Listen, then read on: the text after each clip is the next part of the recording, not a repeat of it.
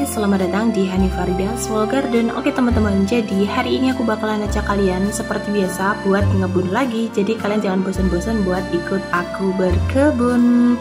Oke teman-teman, jadi hari ini berhubung cuacanya ini cukup cerah dan juga cukup mendukung aktivitas kita, jadi ikut aku buat panen-panen lagi. Sebenarnya hari ini aku pengen hanya perawatan kecil aja terhadap kebunku ya teman-teman. Maaf jika masih banyak tempat yang tandus karena ini masih rehabilitasi gitu ceritanya teman-teman. Dan ini aku juga mau panen pisang tanduk.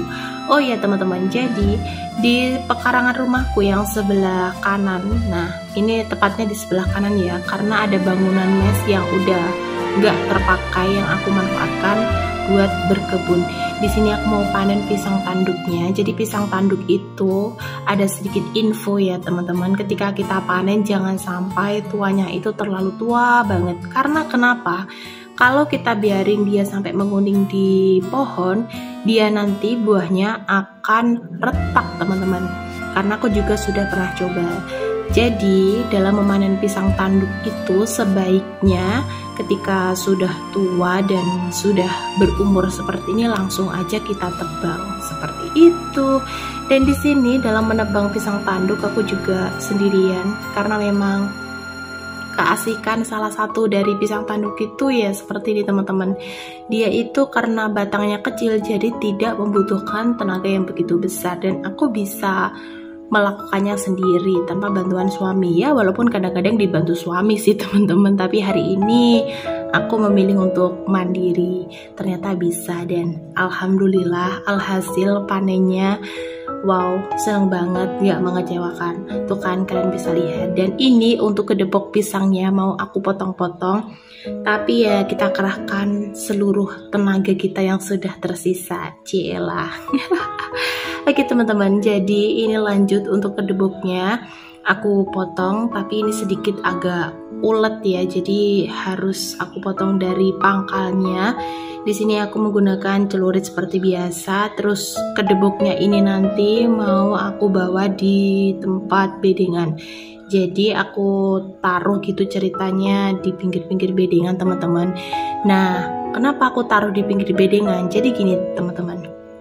Ketika nanti ada hujan, tanah yang ada di ujung bedengan itu dia nggak licin atau nggak terbawa oleh air hujan, jadi tanahnya tetap stay di situ. Dan ini mau aku potong jadi 3 bagian, dan nanti ketika dia sudah lapuk dia juga bisa jadi pupuk tanaman. Jadi bermanfaat gitulah ya, kayak simbiosis mutualisme, kurang lebihnya seperti itu. Oke, karena ini juga sudah cukup dan lihat, wow, pisangnya besar banget ya kan. Ini ada 3 sisir tapi jumbo banget. Dan ini mau aku sisihkan dulu. Lanjut aku mau ke pohon pisang yang berikutnya. Ini adalah pohon pisang yang kedua, tapi di sini aku agak sedikit bingung ya teman-teman. Nanti aku kalau misalkan tebang ke sana aku takutnya kena itu ada kabel listrik, jadi aku harus menebangnya berlawanan arah. Dan nanti semoga saja tidak nabrak ini ya bambu-bambuku buat rambatan kacang itu. Dan wow, alhamdulillah ini masih bisa aman terkendali walaupun sedikit ada kecemasan tadinya.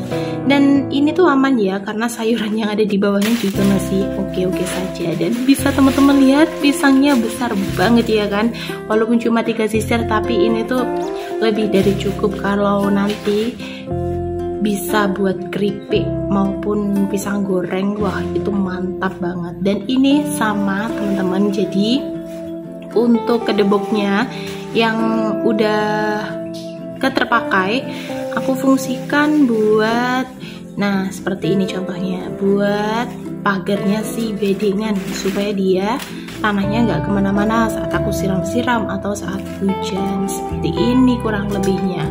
Dan bisa teman-teman lihat nanti tuh di sini dia juga akan lapuk, tapi nggak masalah. Terus yang selanjutnya aku juga pengen melakukan perawatan kecil seperti biasanya. Kalau berkebun itu kita juga harus memberikan pupuk. Dan di sini untuk pupuknya itu pupuk yang sangat murah meriah dan bisa kalian dapatkan dimanapun, yaitu dengan menggunakan pupuk kandang.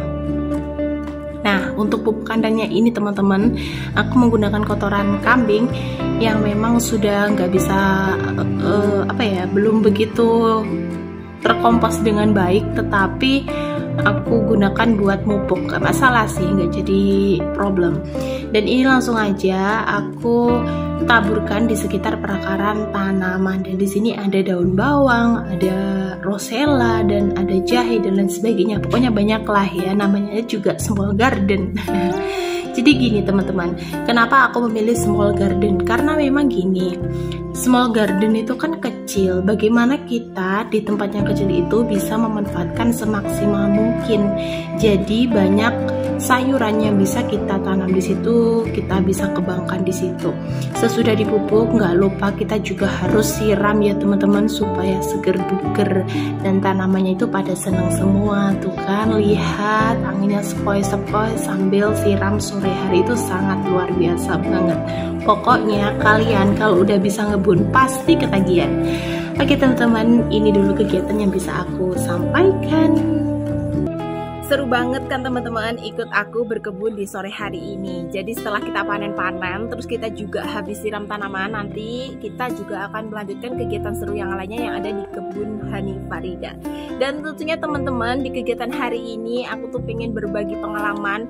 Pokoknya suka duka aku ketika berkebun itu apa saja, dan ketika kita memanfaatkan lahan yang sangat begitu sempit, bagaimana bisa lebih produktif lagi. Jadi jangan kemana-mana, tetap ikuti video aku selengkapnya. Dan buat kalian, happy gardening guys, ikuti kegiatanku selanjutnya ya.